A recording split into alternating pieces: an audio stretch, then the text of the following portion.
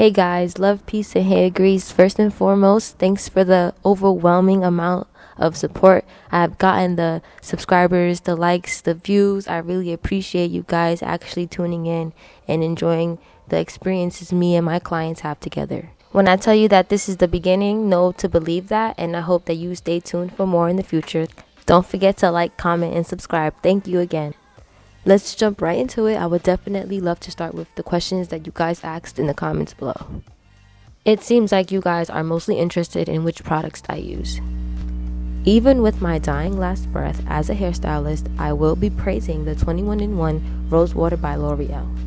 I 100% recommend this as a definite buy if you want that sleek look while still having something that controls frizz, reduces static, adds shine, refreshes for styling, and just doesn't add that built up, caked up feeling. If you've never heard it anywhere else, you've heard it here first.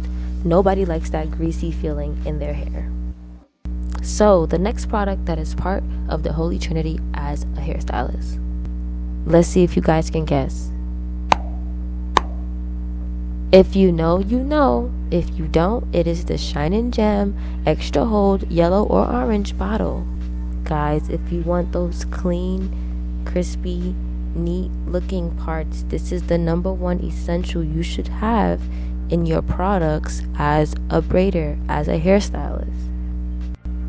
Before I get to my next product, I will explain why Shine and Jam is an essential. If you are braiding down, twisting down, anything involving natural hairstyles, you want to at least have a product that will condition and control frizz in the client's hair at the same time.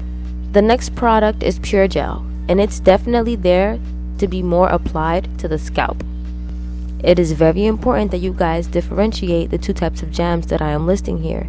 I use them for two different things. The Pure Gel is mainly to lock down my base, to mold. The Shine and Jam is to add conditioning as I twist down. I don't have much time left, so I do want to address the next questions.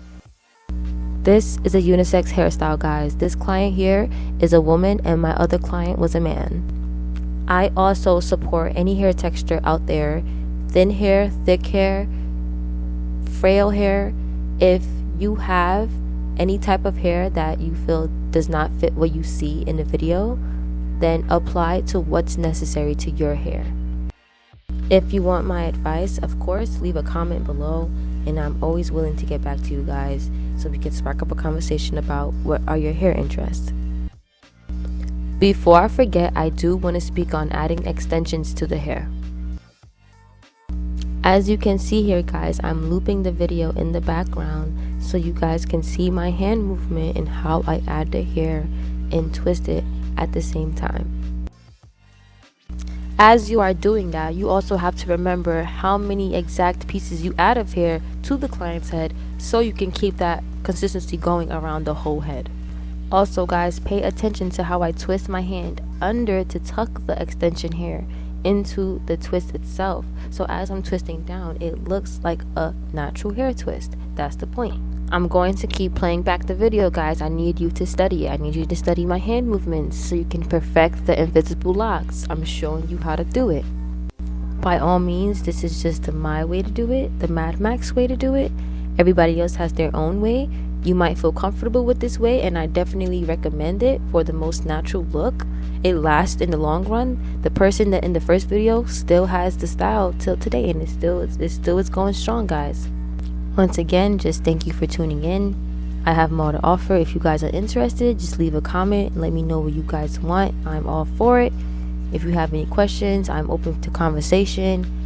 And yeah, I just hope that you guys have a blessed day, and I can't wait to see you in the next video. Good night, guys. Thank you for everything.